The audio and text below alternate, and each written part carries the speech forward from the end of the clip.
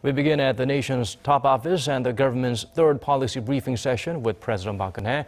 Related ministries pledged to do more to help college graduates in these tough economic times, with Park calling all members of society to share the burden. Song Ji-sun starts us off. Improving quality of life, making people happier. That was the core of the government's third policy briefing for 2016. The session focused on creating new jobs for Korea's young people and providing customized welfare for all so that no one is left out. The government's labor and education reforms will continue, with universities reducing their admissions quotas and vowing to better match the needs of students and employers.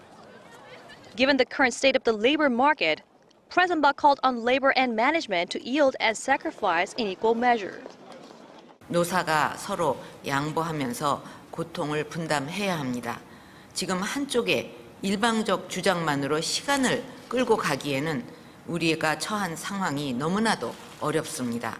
금년에는 노동개혁을 반드시 완수하고 현장에 정착시킬 수 있도록 노사의 결단이 있기를 기대합니다. Her remarks follow the announcement on Tuesday by the Federation of Korean Trade Unions that is withdrawing from a tripartite deal struck with the government and management in September.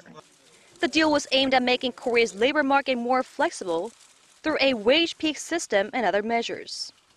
The umbrella union said the government had unilaterally pushed for reforms and drafted guidelines to make layoffs easier without consulting the union. Meanwhile, with youth unemployment topping 9% last year, the government had boosted this year's budget for youth job creation by 20% to $1.8 billion. As part of the plan, the so-called employment zones will be set up at the country's 17 innovation centers nationwide to help young job seekers find matching positions. In addition, related ministries pledged to do more to help citizens in regions outside of Seoul. To provide citizens with customized welfare, regional community centers will be revamped into welfare hubs for local residents. President Park asked local officials to better listen to residents' concerns so that their needs can be reflected in the government's plans.